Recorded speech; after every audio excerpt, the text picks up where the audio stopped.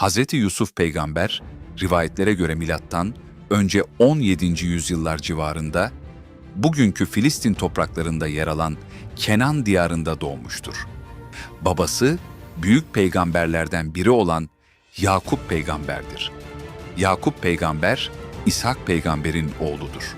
İshak peygamber ise İbrahim peygamberin oğludur. Böylece Hz. Yusuf, peygamberler soyundan gelen mübarek bir aileye mensuptur. Annesinin adı Rahil'dir. Rahil, Yakup peygamberin en çok sevdiği eşidir. Hazreti Yusuf'un öz kardeşi Bünyamin'dir. Diğer kardeşleri ise babalarının farklı eşlerinden doğmuş 10 erkek kardeştir. Böylece Hazreti Yusuf 12 kardeşten biri olarak büyümüştür. Hazreti Yusuf küçük yaşlardan itibaren son derece güzel yüzlü, ahlaklı ve zeki bir çocuk olarak dikkat çekmiştir. Babası Yakup peygamber, onun yüzünde farklı bir nur ve özel bir istikbal görüyordu. Bir gün Hazreti Yusuf babasına şöyle demiştir: "Babacığım, ben rüyamda 11 yıldız, güneş ve ayın bana secde ettiğini gördüm." Yakup peygamber, bu rüyanın sıradan bir rüya olmadığını anlamıştır. Bunun ileride gerçekleşecek büyük bir makamın ve peygamberliğin işareti olduğunu sezmiştir. Bu nedenle oğluna rüyasını kardeşlerine anlatmamasını tembihlemiştir. Fakat kardeşleri zaten Hazreti Yusuf'a karşı kıskançlık besliyordu. Çünkü babaları ona daha fazla sevgi ve ilgi gösteriyordu. Bu kıskançlık zamanla içten içe büyümüş ve nefrete dönüşmüştür. Ancak kardeşleri zaten Yusuf'a karşı kıskançlık besliyordu. Bu kıskançlık zamanla nefrete dönüştü ve büyük imtihanın ilk adımı atılmış oldu. Kardeşleri aralarında plan yaparak Hazreti Yusuf'u ortadan kaldırırlarsa, babalarının sevgisinin kendilerine kalacağını düşündüler. Bir gün babalarına, "Yusuf'u bizimle gönder, gezsin ve oynasın," dediler. Yakup peygamberin içi huzursuzdu. Oğluna zarar gelmesinden korkuyordu. Ancak sonunda izin verdi. Kardeşleri Hazreti Yusuf'u ıssız bir bölgeye götürdüler. Aralarında onu öldürmeyi teklif edenler oldu. Fakat sonunda onu bir kuyuya atmaya karar verdiler. Hazreti Yusuf derin bir kuyunun karanlığına bırakıldı. Küçük bir çocuk, ıssız bir çöl, karanlık bir kuyu, kardeş ihaneti, onun büyük sabır yolculuğu burada başlamıştır. Bir süre sonra bir kervan kuyudan su çekmek için geldi. Kovayı aşağı sarkıttıklarında Hazreti Yusuf kovaya tutundu ve böylece kuyudan çıkarıldı. Onu gizlice bir köle gibi satmaya karar verdiler. Böylece Hazreti Yusuf Mısır'a götürüldü. Mısır'da onu saray görevlilerinden biri satın aldı. Bu kişi devlet hazinesinden sorumlu yüksek rütbeli bir görevliydi ve Aziz unvanıyla anılıyordu. Onu evine götürdü ve eşine şöyle dedi: "Buna güzel bak, belki bize faydası olur ya da onu evlat ediniriz." Aziz'in eşi, İslam geleneğinde Züleyha adıyla bilinir.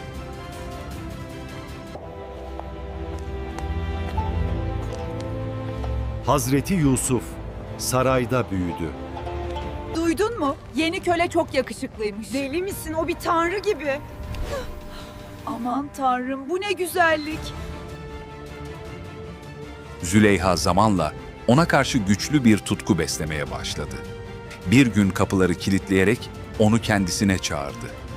Bu olay, insanlık tarihinin en büyük iffet imtihanlarından biri olarak kabul edilir. Hazreti Yusuf şöyle dedi: "Allah'a sığınırım." Hemen kapıya doğru yöneldi. Tam o sırada kapı açıldı ve Züleyha'nın eşi içeri girdi. Züleyha suçu Hazreti Yusuf'a attı ve iftirada bulundu. Şehirdeki bazı kadınlar da bu olayı duyunca merak ettiler.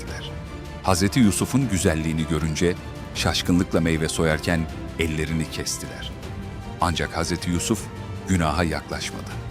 O zindanı günaha tercih etti ve şöyle dua etti: "Rabbim, zindan bana, bunların beni çağırdığı şeyden daha sevimlidir."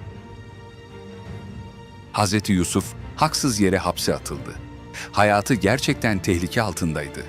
Saray entrikaları, iftiralar ve siyasi baskılar onun hayatını sonlandırabilirdi. Zindanda 2 mahkumla tanıştı. onlar gördükleri rüyaları anlattılar. Hazreti Yusuf rüyaları doğru şekilde yorumladı. Rüya tabirinde üstün bir ilme sahipti. Bu ilim, Yüce Allah'ın ona verdiği özel bir nimetti. Birçok alim, Hazreti Yusuf'a peygamberliğin gençlik döneminde, zindanda bulunduğu yıllarda veya biraz öncesinde verildiğini belirtir. Bir gün Mısır kralı bir rüya gördü. 7 semiz, ineği 7 zayıf inek yiyor. 7 yeşil başak ve 7 kuru başak bulunuyor. Hiç kimse bu rüyayı yorumlayamadı. Zindandan çıkan eski mahkumlardan biri Hazreti Yusuf'u hatırladı ve onu önerdi. Hazreti Yusuf rüyayı şöyle yorumladı. 7 yıl bolluk yaşanacak. Ardından 7 yıl büyük kıtlık gelecek.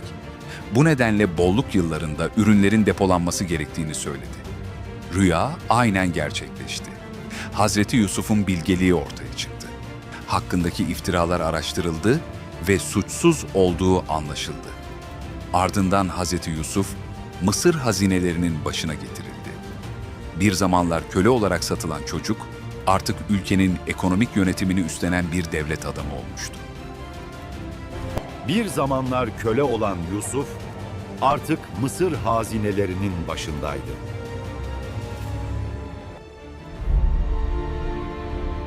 Allah sabredenleri yükseltir. Yıllar sonra kıtlık Kenan diyarına da ulaştı. Kardeşleri erzak almak için Mısır'a geldiler.